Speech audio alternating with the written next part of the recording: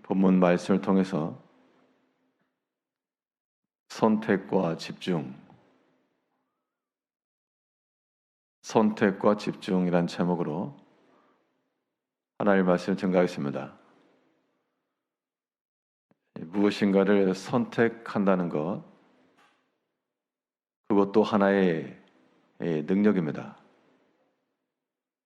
어떤 사람은 자기 앞에 있는 여러 가지 선택지 중에서 무엇을 택해야 될지를 몰라서 고민하는 경우가 많습니다. 선택력이라고 하는 것은 무엇과 연관이 있는가 하니 빠른 포기와도 연관이 있습니다. 우리가 세상에 있는 모든 것을 다 가지고 갈 수가 없고 또 모든 사람을 다 곁에 둘 수가 없고 그렇기 때문에 우리는 무엇인가를 선택하고 집중하지 않을 수가 없는데 그러한 선택과 집중이 일어나기 위해서는 우리가 버려야 될 것에 대하여서 빠른 포기 혹은 미련을 갖지 않는 마음, 이것이 또한 우리 가운데 동반이 되어야 됩니다. 바울은 이 복음을 전함에 있어서 그 믿음의 사역에 있어서 빠르게 포기한 것과 또 그가 더욱 깊은 관심과 집중을 기울인 면이 나타났는데요. 우리 믿음의 삶 가운데서 우리가 더욱 집중하고 또한 선택해야 될 것이 무엇인가? 오늘 본 말씀을 통해 살펴보게 되면 무엇보다도 우리가 우선하여 선택하고 마음을 기울여야 될 것은 순종과 협력하는 겁니다. 순종하고자 하는 마음, 협력하고자 하는 마음, 또한 그런 사람들, 여기에 우리는 집중하고 나가야 되겠습니다. 바울이 복음을 전하면서 회당에서 하나님 나라를 담대히 전할 때 많은 사람들이 듣고 믿었다 그랬습니다. 그런데 거기에는 호의적인 사람만 있지 않고 또 마음을 굳게 하고 완악하게 하고 비방하던 그런 무리들도 굉장히 많았음을 보여주고 있습니다. 본문 8절을 보면 바울이 회당에 들어가 석 달 동안 담대히 하나님 나라에 관하여 강론하며 권면하되 어떤 사람들은 마음이 굳어 순종하지 않고 무리 앞에서 이 도를 비방하거늘. 하나님 말씀을 전했을 때 그 바울이 기대하는 바는 그 말씀을 듣고 변화하여 회개하고 돌이키는 그런 면들을 기대했을 것인데 말씀을 들은 사람들에게서부터 도리어 비방의 말과 혹은 비협조적인 불순종의 모습들이 나왔다는 겁니다. 하나님께서는 이러한 사람들을 택하지 않으시기 때문에 바울은 불순종하며 비방하며 마음을 함께 모으지 아니하는 그 사람들에게 막혀 이 사명의 일이 중단되지 않았다는 겁니다. 이것이 중요한 포인트가 되겠습니다. 모든 사람이 다 호의적이거나 다 그에게 같은 마음을 주지 않았어도 바울은 제자들을 따로 세웠다라고 지금 구절을 보면요. 어떤 사람들은 마음이 굳어 순종하지 않고 무리 앞에서 이 도를 비방하거늘 바울이 그들을 떠나 제자들을 따로 세우고 두란노손에서 날마다 강론하니라. 이것은 사람들을 서로 갈라치게 하거나 싸우거나 그것을 조장했다는 것이 아니라 비방하고 불순종하는 사람들 때문에 마음이 상하고 속이 상하고 더 이상 할 일도 못하고 그렇게 하지 않았다 그 얘기입니다. 바울이 따로 제자들을 세웠다는 것은 이것은 분파 혹은 파당을 위해서 따로 세웠다는 것이 아니라 주의 말씀에 순종하지 않는 자들과는 달리 그 마음을 부드럽게 하여 순종하는 자들이요, 또한 비방하는 자들이 아니라 그 믿음의 일에 마음을 나누고 함께 협력하는 자들을 따로 세웠다는 겁니다. 즉 바울의 모든 관점은 모든 사람에게 있지 않았고 거기에서 순종하는 자들과 협력하는 자들, 물론 회개하고 돌이키는 자들도 포함되었습니다. 그 사람들을 보고 소망 중에 있었기 때문에 많은 반대와 비방과 막힘이 있었어도 끝까지 주의 일을 감당할 수가 있었던 게 분명합니다. 우리가 주의 일을 할 때도 마찬가지일 것 같습니다.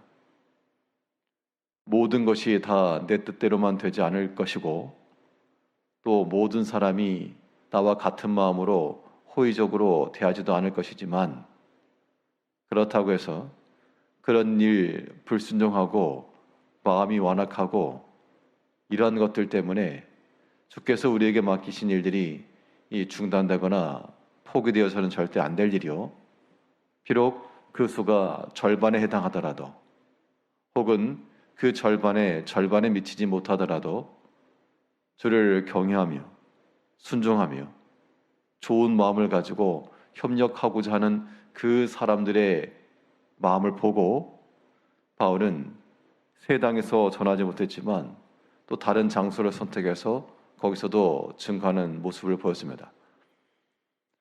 사람은 비록 반대하고 걸림이 되고 장애가 되었으나 그러나 하나님은 막힘이 없고 여전히 지속하여 그 복음의 능력이 나타났던 것처럼 우리의 모든 판단과 선택은 주의 일이 막히고 중단되는 곳이 있지 않고 그 주를 위한 일에 우리 마음이 열리며 순종하며 또한 협력하는 그곳으로 우리 마음이 움직이고 그 마음과 동일하게 힘써 우리가 주를 섬겨 나가야 됩니다.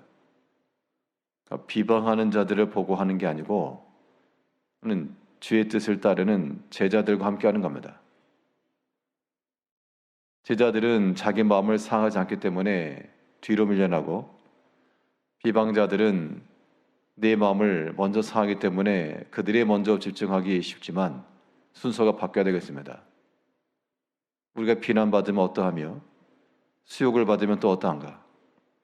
주의 이름과 그의 맡기신 그 일을 이룸에 있어서 예수님께서도 수욕당하셨고 또 주를 위해 수고했던 이 모든 사도들도 주를 위해 받는 능력과 고난을 기쁘게 여기고 합당하게 여겼는데 우리가 뭐라고 항상 좋은 말만 듣겠는가?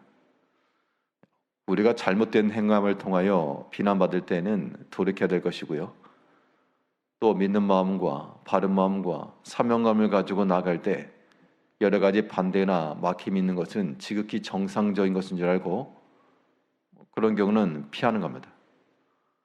돌부리가 있으면 굳이 걸려 넘어질 것 없고 조금만 더 높이 발을 들어 올리면 피해 나갈 수 있죠.